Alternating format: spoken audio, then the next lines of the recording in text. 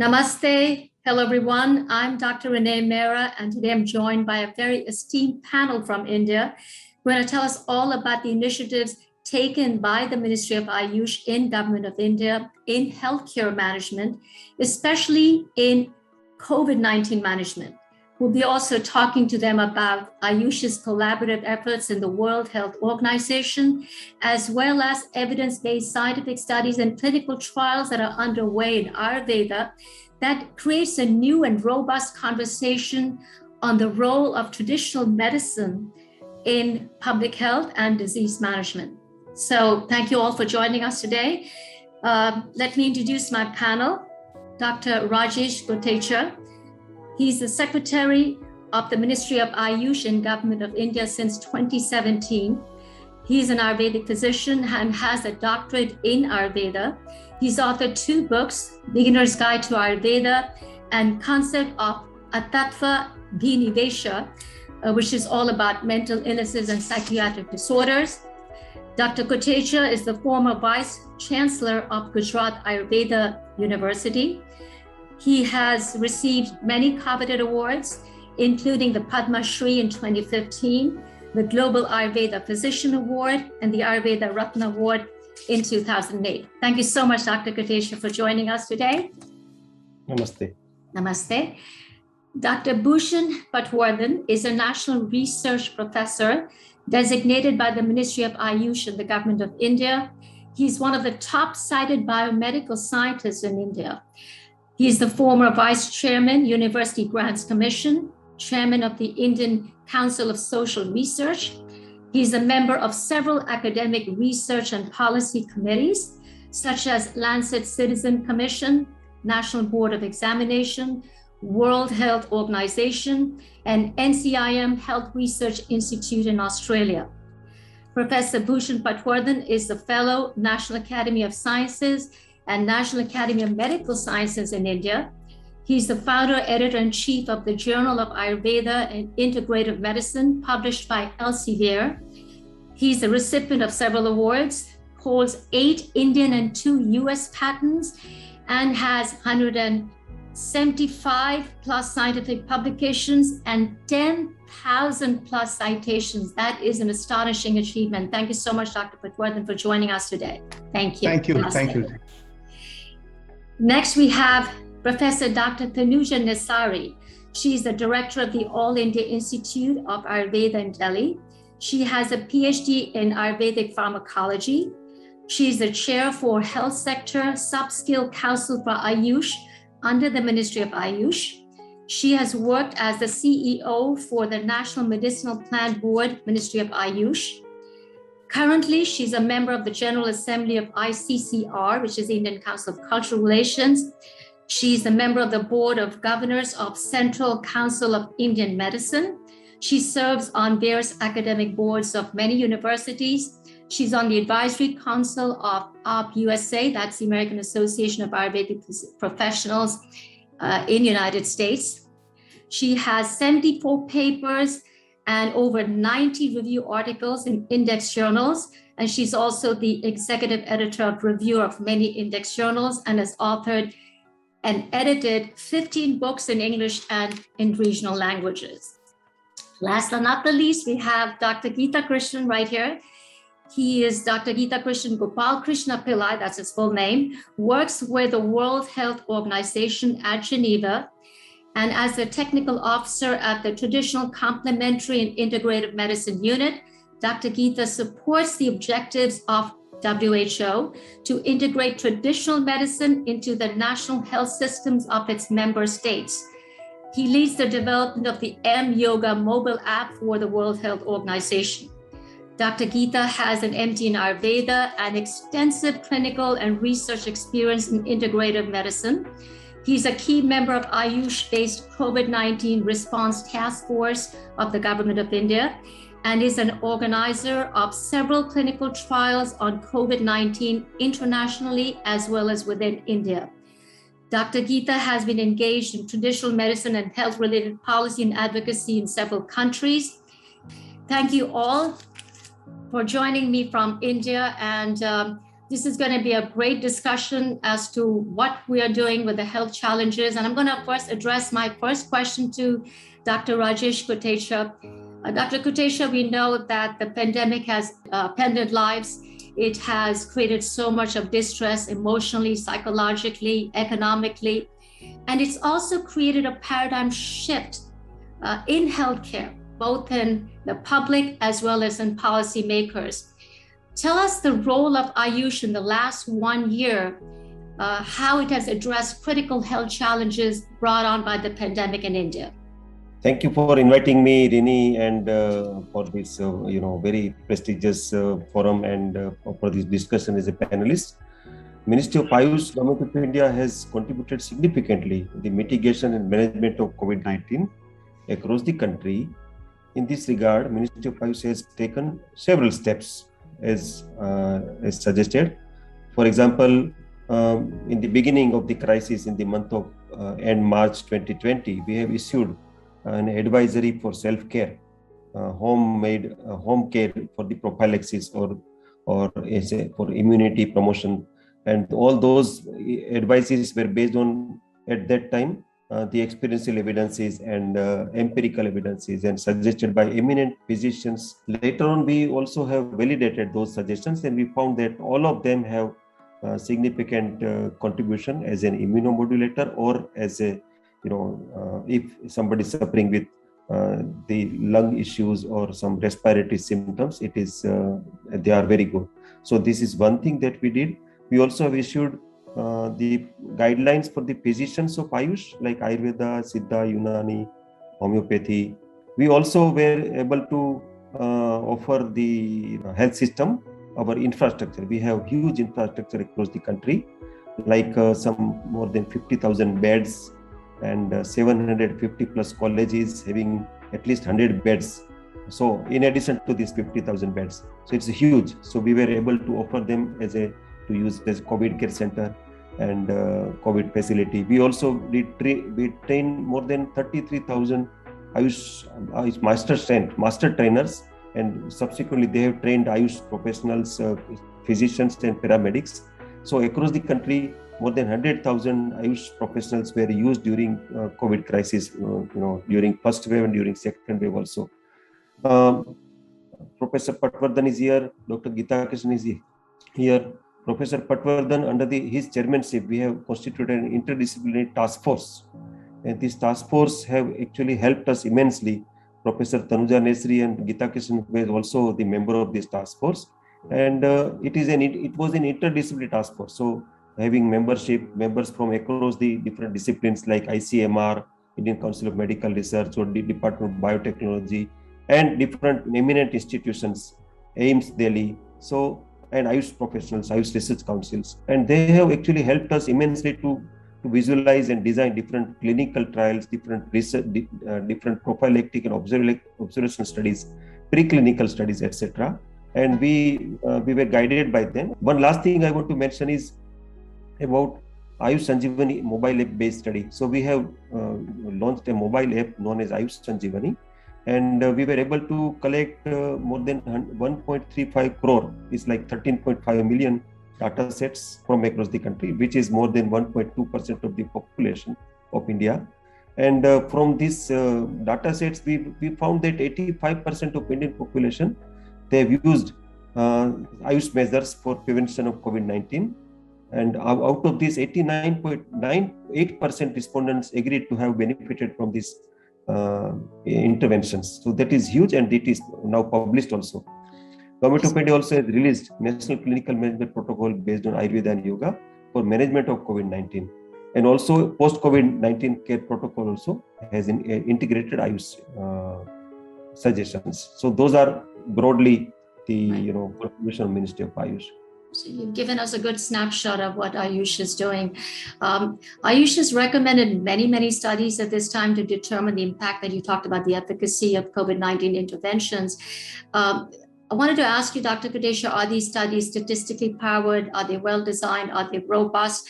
And secondly, from the preliminary outcomes, can we determine the effective prophylaxis against COVID-19?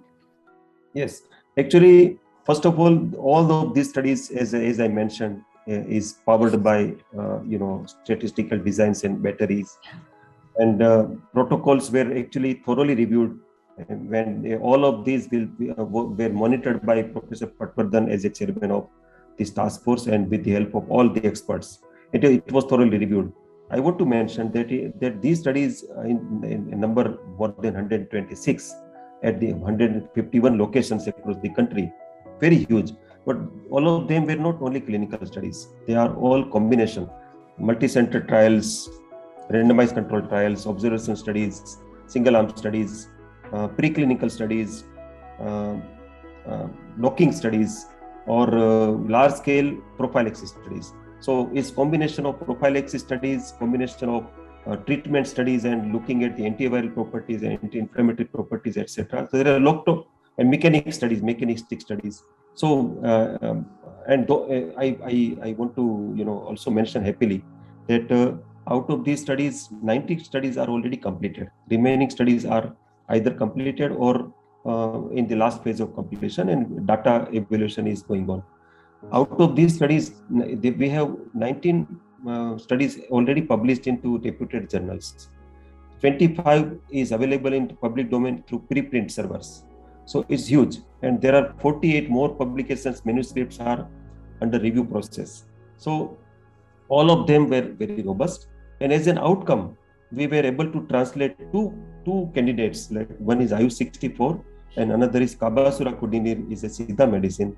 And we were able to recommend this for the treatment of asymptomatic mild and moderate COVID-19 patients.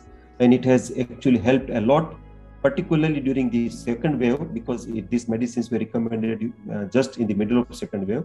And we were able to help home isolation patients tremendously. So I want to just cite an example that we were able to follow 90,000 patients who were in home isolation have taken this intervention as an add-on to standard of care. And in our preliminary analysis, we found that none of them did require hospitalization. None of them died. They all recovered. So this is huge, and we are in the process of data cleaning, etc. I also want to mention about the robustness of the studies. We have a DSMB third. We are looking after all these studies as a kind of third-party observers, so that we do not deviate into our goals. And also, Ashwagandha as a prophylaxis is another achievement. Professor Patwardhan may want to talk more about that, because he was the leader or lead author into some of the publication of Ashwagandha. So we are now in a position to recommend. Very soon we will be able to formally recommend Ashwagandha as a prophylaxis for COVID-19, because we found that Ashwagandha is equally or even more effective than HCQ. So we found it through multi-center trials and some robust studies. So these are the outcomes of all these studies.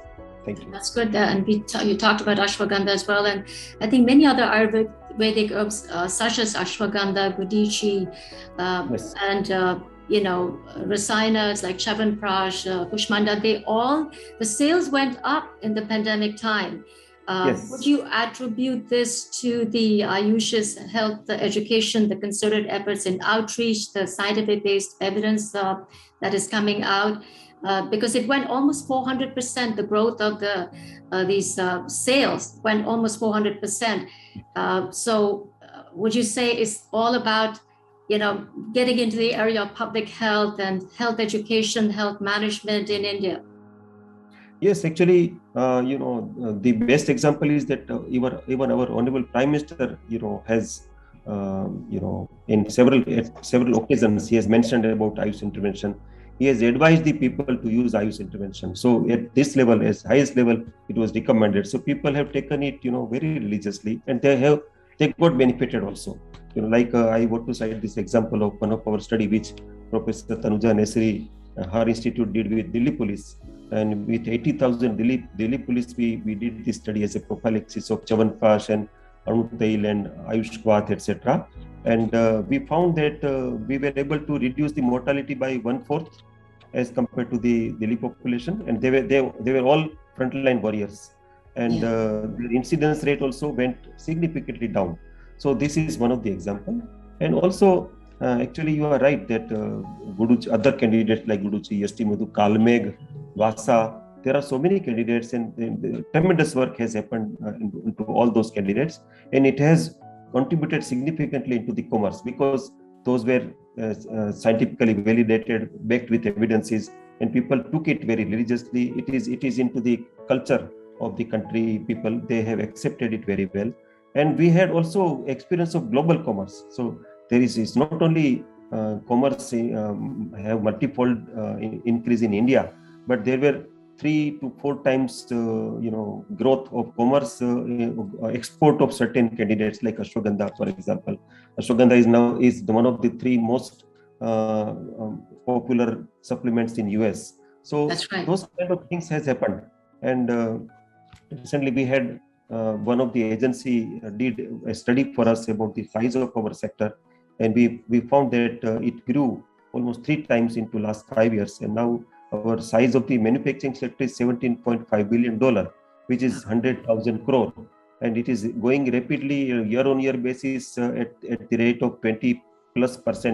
So in another 4 years, 5 years, it will be double. So that kind of commerce is also happened after this COVID crisis. Yes.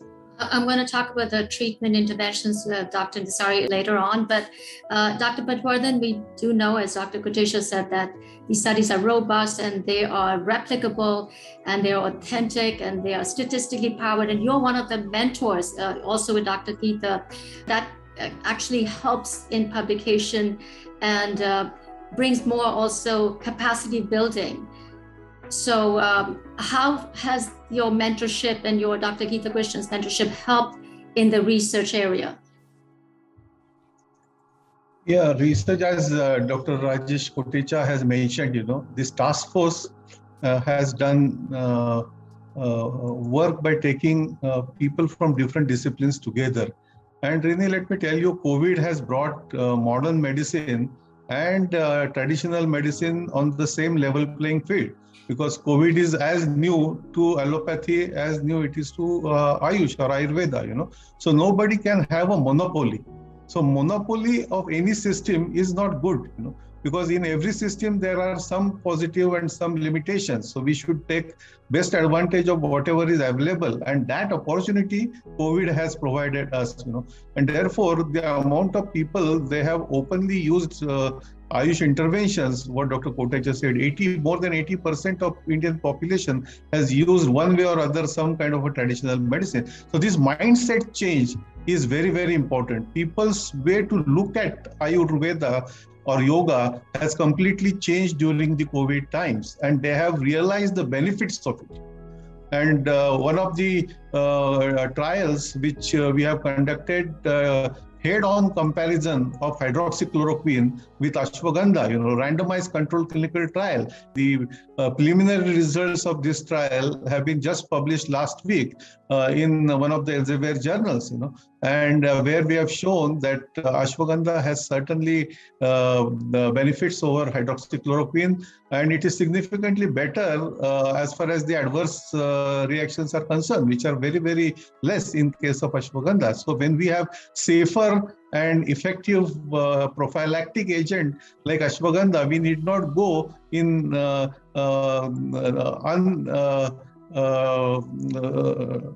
tested or tested to be ineffective drugs like hydroxychloroquine. And this is just a beginning. And to do that, we have collaborated with top institutions in India. Council for Scientific and Industrial Research, CSIR, is the largest network of scientific institutions in India. And Ayush Ministry and CSIR collaborated together to come out with robust clinical trials of statistically powered studies, in which we have done this prophylaxis study with ashwagandha and add-on study with standard of care, adding Guduchi, Yashtimadu, and Pipli. These are the combinations which we have used, Ayush 64, And these study results are just coming out, but Ayush 64 studies already have been published, and we have shown that Ayush 64 significantly has reduced hospital stay. Now, really remember, in this critical period, if you are able to reduce the hospital stay even by 1 or 2 days, it's a big achievement. Yes. And Ayush 64 has done it without causing any harm to people. So this is something which has come out very, very prominently during COVID period, and the kind of scientific rigor that we are keeping, we are ensuring, and their mentorship comes in, because while Ayurvedic Vaidya are very good in clinic, they are excellent clinicians, they are very knowledgeable, but at the same time, modern methodology they may lack, they may not have been get exposed to that extent, So our responsibility is to undertake that research. We cannot keep on asking Ayurveda Vaidya questions, what research you are doing. As basic scientists or as clinicians, it is our responsibility to do that research and not just to criticize them. So precisely we did this. So we created a group, hand-holded each other, and this is the result of collaborative activity, bringing different disciplines, keeping our egos aside, and putting people's interest up front. That's true. And Dr. Nesari, that comes back to you, because as a segue to what Dr. Kotecha and Dr. Patwardhan have talked about, All India Institute of Ayurveda last year started this holistic Ayurveda treatment to patients that had mild to moderate symptoms of COVID-19, using the traditional medicine interventions along with advanced technology. And what has been the success rate? Because you use those interventions, and Dr. Kotecha talked about the scientific evidence and the prophylaxis effect against COVID-19. So what was determined from those interventions? Yeah, thank you, Dr. Rini. And I feel honored to be the part of this highly accomplished panel with the Secretary Ayush, with the Kotecha ji, Bhushan Patwardhan ji, Geeta Krishnan ji. So it gives me really a pleasure to say that the success rate at COVID Health Center, where the tagline is a care with compassion, that was the differently holistic and integrated approach. With the holistic treatment, standard treatment protocol, the success rate, we can say in the percentage is 99.99%. And we say this with the evidence and with the confidence that we had the holistic Ayurveda intervention, then the diet, medication, the prayer, recreation, counseling, and everything was supported with the modern biomedical tools of investigations, which are really internationally accepted and understood for the COVID being undertaken, like RT-PCR, HRCT, immune markers, IL-6, 7, and all inflammatory markers as well. And for each and every patient, we have pre and post all those markers, and it is supported. We say that it is integrative and holistic approach, because we have the co-location of modern conventional medical doctors and the team of Ayurveda holistic practitioners at each and every bed was supported with the oxygen therapy as well, if it is as and when required, and all the support of the pulmonologist and all. So what is the success rate? 99.99%. But precisely, we can say that the mean recovery time of the symptoms was reduced to 50%. On the third and the fourth day, the patient was symptomless. Fever had gone, and there was a restlessness had gone, dyspnea had gone, and the outcome within the 10th day, average 9 to 10 days, patient had been discharged with RT-PCR negative, from positive to negative. And what was the feedback of the patient? That I have become the negative from positive, but I am going to home with the positive. That means with the positive approach, because with the recreational and the human touch as a care and compassion, with compassion. The overall feedback was, it was home away from home. They had one healing touch, and it was a familiar atmosphere with all the team, which was posted there 24/7 for taking care, always available for them on a through conferencing and video conferencing system. And the major outcome was that the severity was also reduced, and none of the patient, only 1% of the patient had to refer to the further tertiary care hospital, but the severity was reduced, and post-COVID complications were also reduced. They were back on their job. So this is what is the success rate of the holistic Ayurveda approach with the integrated and supported with the conventional biomedical tools of investigation. How many patients approximately were treated with these protocols? Yeah, with the in-house, we have treated thousands. Like we have COVID testing center, vaccination center, everything, helpline, outpatient many, but inpatient precisely 634. We have the precise data of indoor patient, in-house patient, where we have treated. They stayed there for 10 days, that's there. And others, we had a flu OPD basis management, even with the IU64 and cabazitaxel.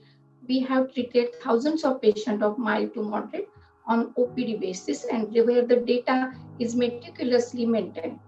And with the largest cohort study as a prophylaxis, as our secretary mentioned, with the Delhi police personnel, we had that is the success rate is their mortality rate has been reduced down to 1.4 with the reduced incidence in 80,000 patients. Only 22% they had the mortality, and the incidence rate trend line was significantly low when there was a highest peak in Delhi also, but the trend line was coming down in Delhi police. That's the statistics, and the COVID dashboard tells us about that. And apart from that, in this COVID health center, we had also conducted more than 11 statistically powered clinical studies. So each and every patient has been meticulously followed, and that has generated to the success story, which we can say confidently and with the competence that there is a holistic strength in Ayurveda for the treatment of the COVID-19 as well. Thank you. That's a great success story, Dr. Nesari. Dr. Krishna, coming back to you, some very exciting news. The World Health Organization's first global center is going to be established in India for traditional medicine. It's going to be opening up in India, hopefully this year, I guess. You will tell us more about that. So share the light on this new development and how it's going to really benefit everybody internationally as well, bringing traditional medicine right, to everybody. Oh, thank you, Rini. And with the permission of the real steering group here, we are all assembled here, including Dr. Kotecha, Dr. Bhushan Patwardhan, and Dr. Tanuja Nesari, who are heading the Indian side of the task force in terms of the global center.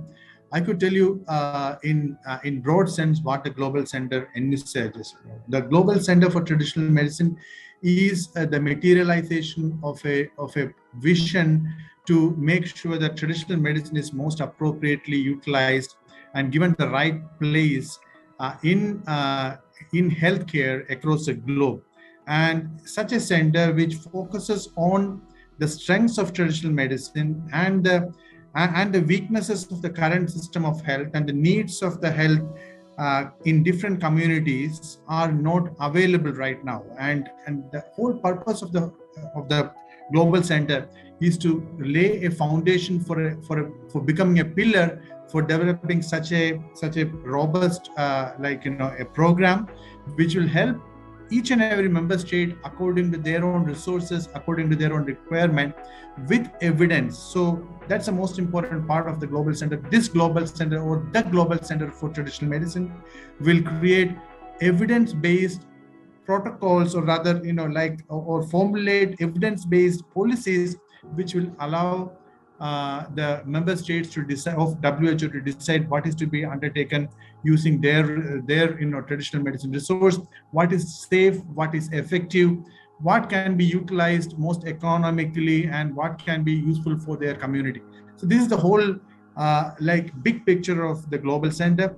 The real the objectives of the global center, where it is going to be happening, etc., is in fact outside my purview of discussion. But of course, probably Dr. Bhushan Patwardhan or Dr. Tanuja Nesari, who are members of the task force of the global center, might be able to throw more light into that.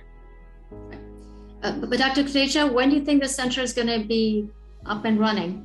As mentioned by Dr. Geeta Krishnan, we have a joint task force. From India side, we have Professor Patwardhan, Tanuja Nesari, and our Special Secretary Sri Pathak is participating. And from WHO side, there are a group of officers of WHO side. They are working together, and they are finalizing the details. So it is going on, and we are hoping that at least a coordination center for the main big WHO global center will be established within this year only, in the year 2021. Is a big task, because it is like it needs consultation from all across member states, and there are a lot of formalities. There is a agreement or MOU should be signed between the host country and it's known as HCA, host country agreement. We are in the process, and then we have committed, Government of India has committed full support and wholehearted support. So it is taking shape very fast. But I want to mention, when we talk about WHO, the WHO has also sponsored one of the study of, sponsoring is by South WHO Zero, Southeast Asia Regional Office. And they have supported the study of impact of Ayush intervention for the COVID mitigation in India. So they are independently doing it, and it is already studies going on. One more thing I want to mention is that with the help of WHO, we were able to have a joint study initiated in UK, LHSTM UK, and in India, with our Institute of Ayurveda as a partner institute, and LHSTM is a university, London School of Health and Hygiene. So we have started a study on ashwagandha as a prophylaxis in both the countries simultaneously, on big numbers, big size, like 1,200 volunteers. So it is also going on. There also WHO has helped us to coordinate with LHSTM. Nice. Dr. Patwardhan, you are spearheading the Indian task force on the WHO venture. What can we expect from this collaboration? Dr. Geeta has already mentioned, bringing traditional medicine out, does it make it more accessible, affordable, equitable, inclusive? These are some of the things a lot of people in healthcare management would like to know. So share your thoughts on that. Dr. Rini, this is work in progress. So at this stage, it is difficult to explain anything more on it. But one thing is sure, that the traditional medicine, the research in traditional medicine will be the most important agenda. Evidence-based practice is going to be another important agenda. And the center will really try to give traditional medicine its real due. Today, it is being ignored at large level in different parts of the world.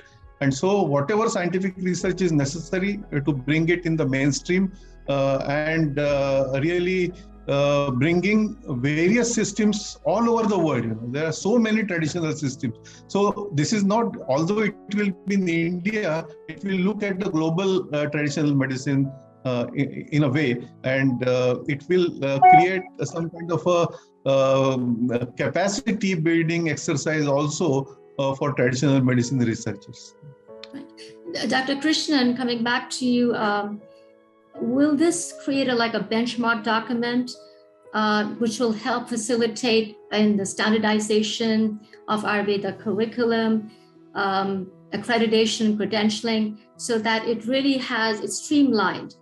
Do you think you would be able to, with WHO and Ayush collaboration on this Global Center for Traditional Medicine, be able to create this important benchmark document?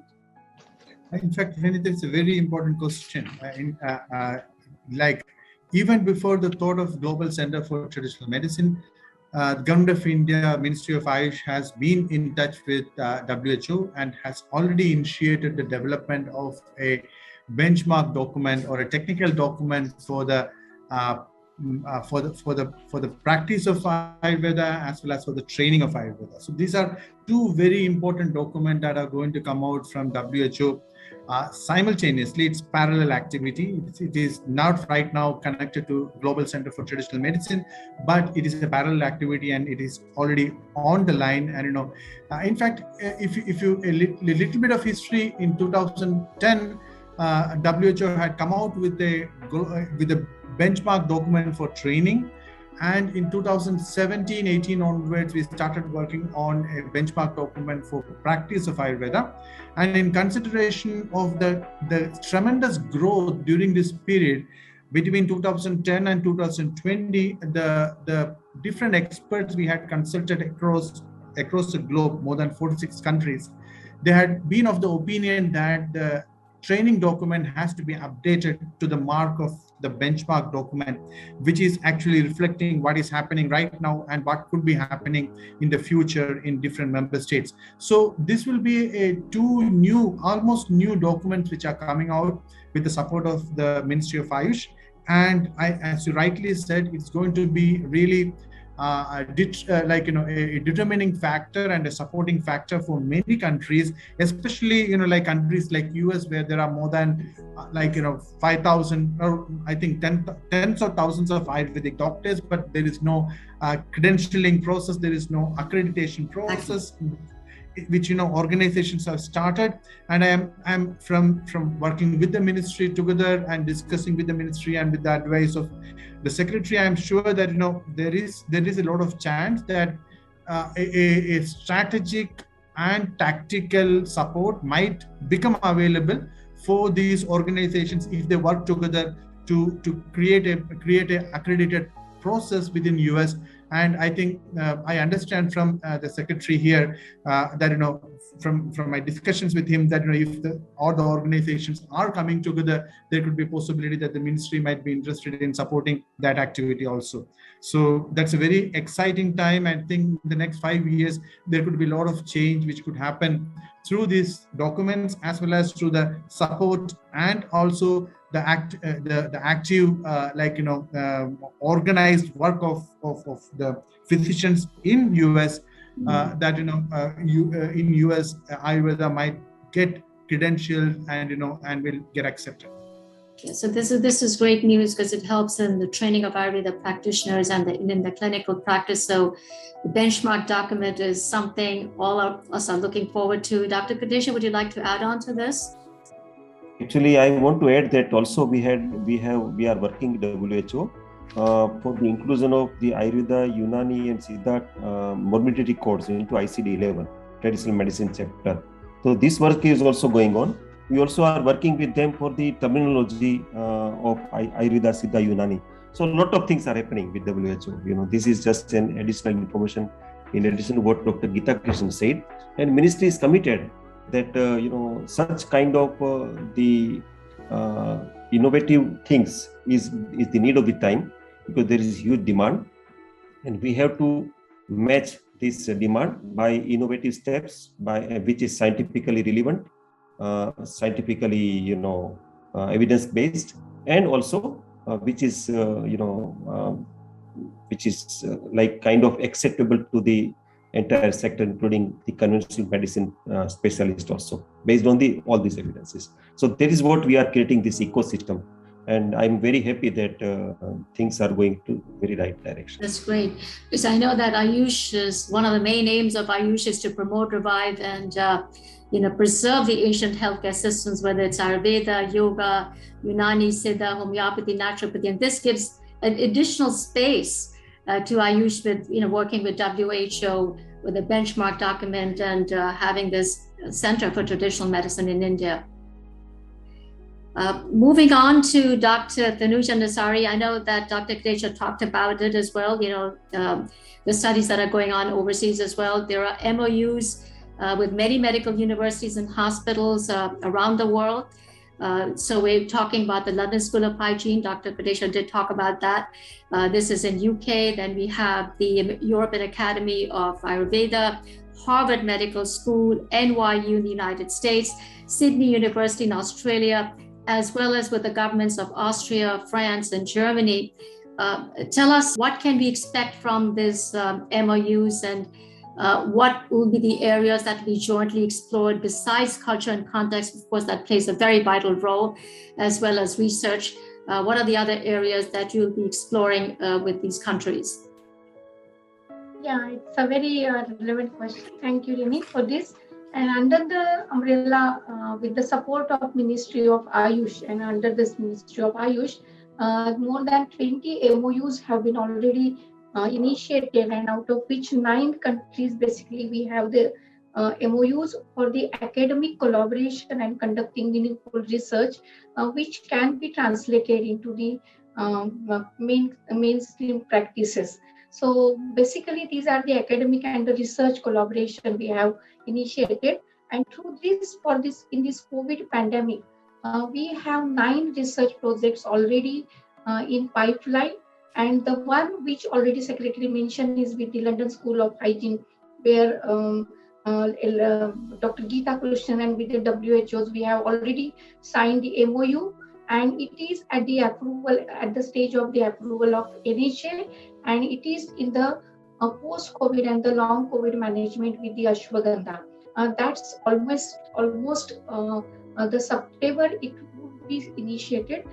So this is on the largest cohort study, and there are similar research studies for understanding the mechanistic study, molecular mechanism, omics study with the PIS in Germany. Then we have the MOU with the some Guruchi-based combination in the treatment side of COVID-like symptoms and the post-COVID management with the Harvard Medical School, Spalding Rehab with Brazil, South Africa, and many other countries in the Germany. And with the Fritz Charles Foundation in UK, we have another studies we have initiated for establishing Center of Excellence in Dumfries House, and for the mental health and for in the public health. Those studies are also in the pipeline. And we have MOU with the Shimoga universities in the Japan also, and with the Western Sydney University in Australia. The one very important academic collaboration is for the writing the books also, and initiating various academic chair in these countries. So these are some of the studies on the COVID and the non-COVID also, which is a strength of Ayurveda. In the chronic diseases like musculoskeletal disorder, we have the public health and the community-based research studies already going on with the Spalding Rehab and the Harvard Medical School. And under the ministry has supported in us in the public health initiative within India, and with Spalding Rehab and with CSIR collaboration. This study is being undertaken, where the clinical aspects will be done in India and in Spalding Rehab, and the molecular mechanism will be studied by CSIR. So this is a retrospective and prospective, both these studies, and I think that has got the immense potential for the translation for the benefit of the humanity across the globe. That's wonderful. And I believe there's also a partnership with the National Cancer Institute in the United States Yes. to address the effects of chemotherapy and radiation. What has been there in the collaborative efforts on this study and partnership? Yeah, we actually, there's a very interesting project going on wherein it's a network of Indian institutes like ICER or NCCS, which are the top premium institutes from India, and NCI, National Cancer Institute of the NIH, as well as Memorial Sloan Kettering. So we are looking at therapeutic adjuvants. Now the adjuvant, ashwagandha as an adjuvant in COVID I talked about, but ashwagandha as an adjuvant can be used in several other conditions, and we are studying that, because inflammation, Dr. Rini, future is going to be managing inflammation and immunity. These are going to be the 2 key drivers, and Ayurveda has got strengths in both. And therefore, we are exploring various rasayana dravyas from Ayurveda, such as ashwagandha, which can be used to counter the chemotherapeutic side effects which people are facing. And so these studies are primarily preclinical studies, animal studies, wherein we are trying to look at various mechanisms and Very soon, I think the preliminary results will be out. But what we talk about is just a small fraction of the huge activities which are going on at the level of Ministry of Ayush.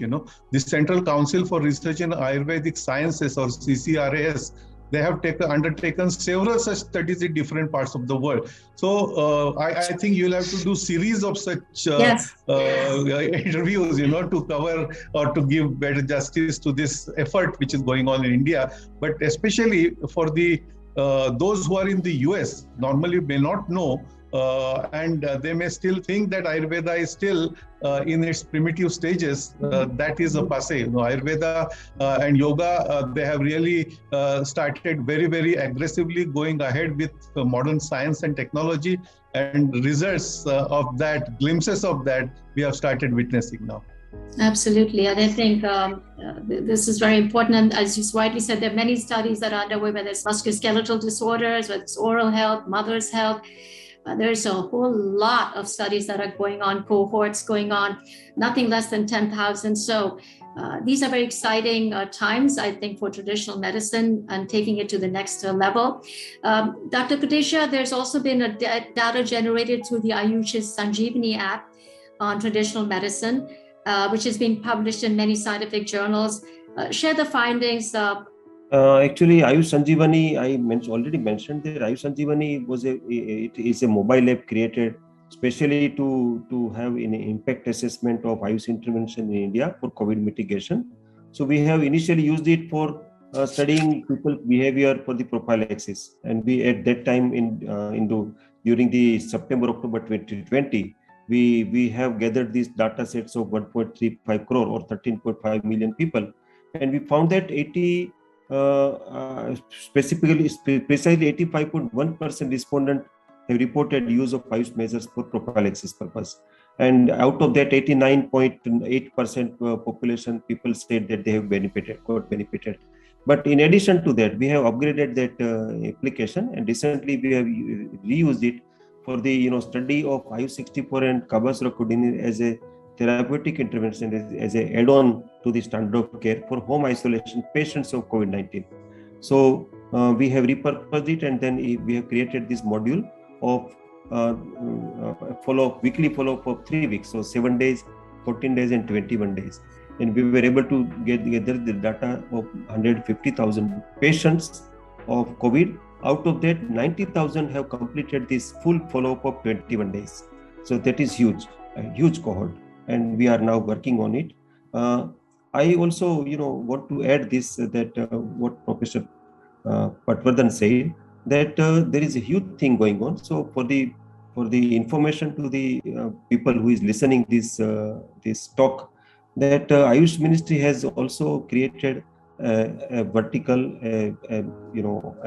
a portal on internet, is known as Ayush Research Portal, and one can type on Google Ayush Research Portal. They can reach there.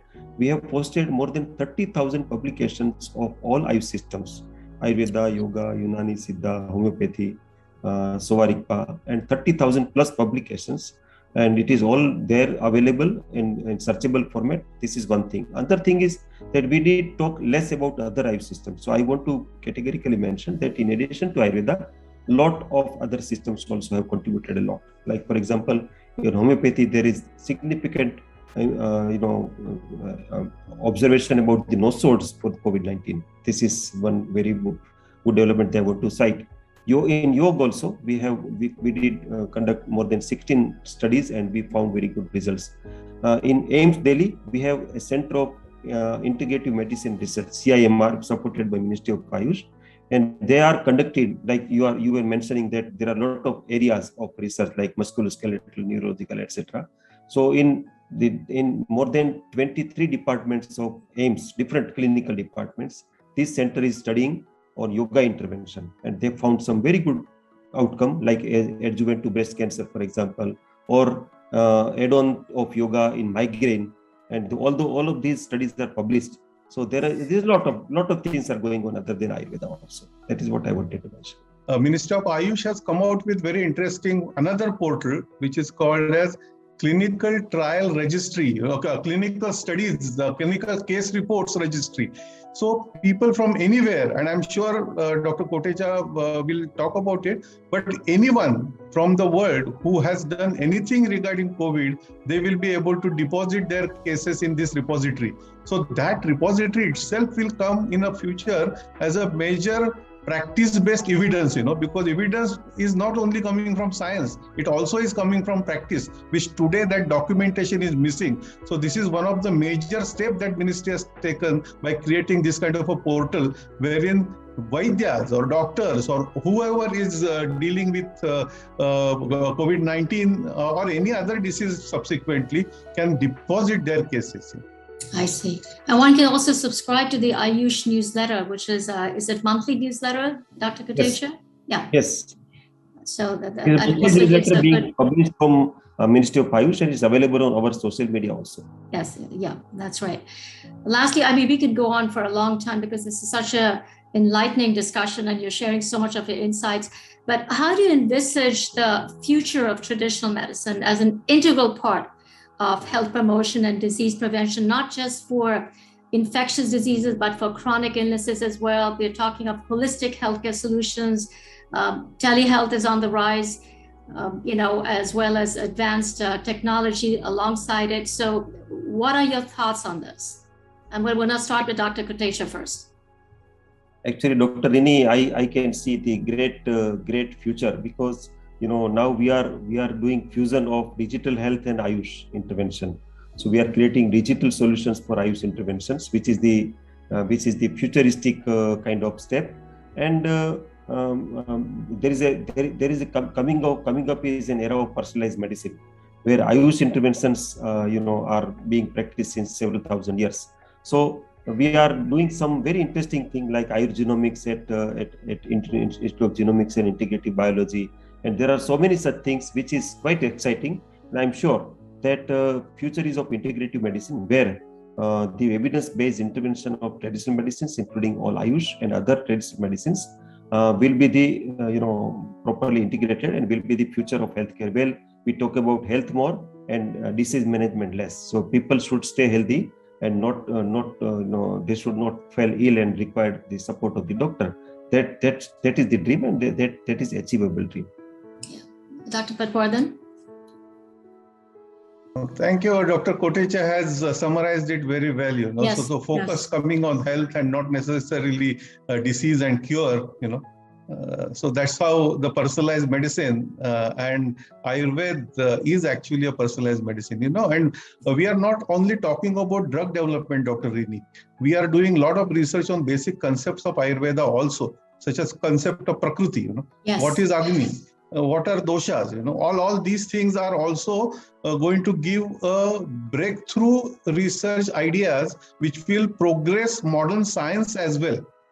So this kind of Ayurvedic biology, for instance, the research which is going on, so these are very exciting times. And I'm happy that even many modern progressive and forward-looking modern scientists are looking at Ayurveda with curiosity. This is a good change I'm seeing, and that's a bright future we are hoping.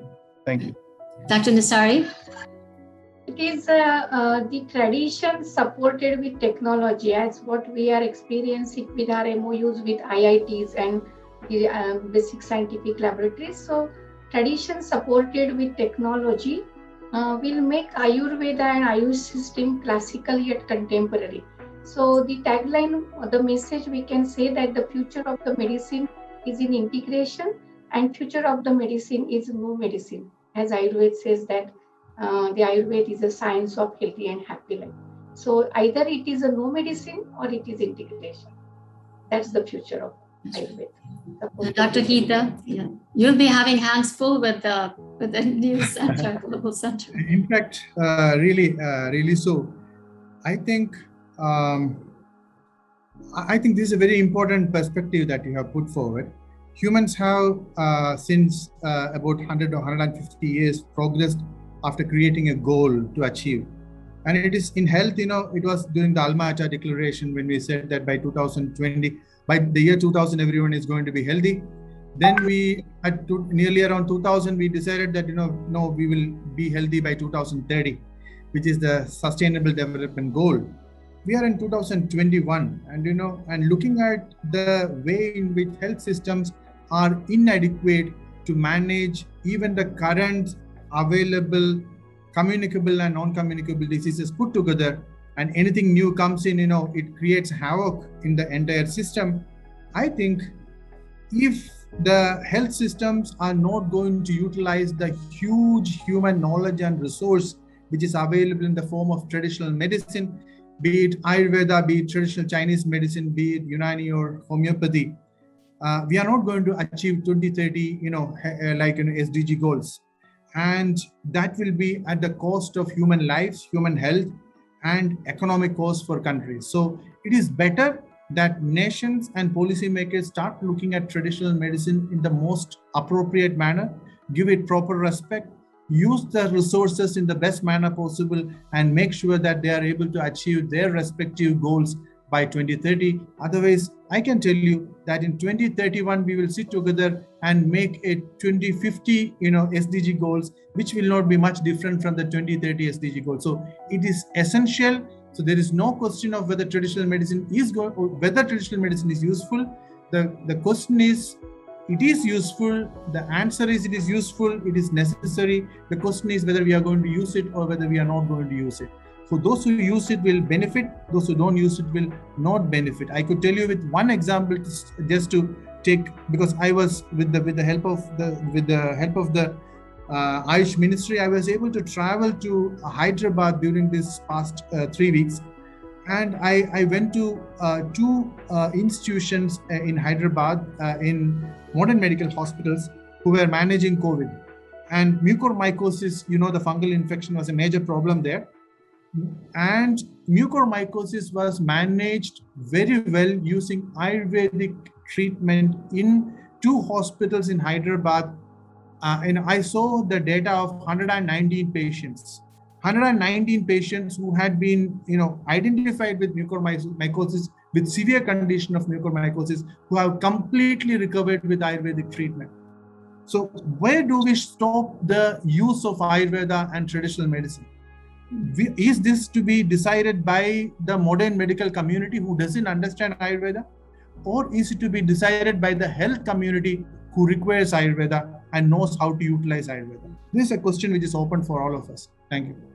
Thank you so much. I think the choice is ours. We take ownership of our health, and it's creating that paradigm shift that I talked about it earlier. And I think thanks to Sage Patanjali, Charak, and Sushruta for having that vision from those times to create these pathways to our health and to our longevity, to our wellness. And thanks to Ministry of Ayush for reviving and promoting these ancient healthcare systems and strengthening them with evidence-based scientific studies and clinical trials.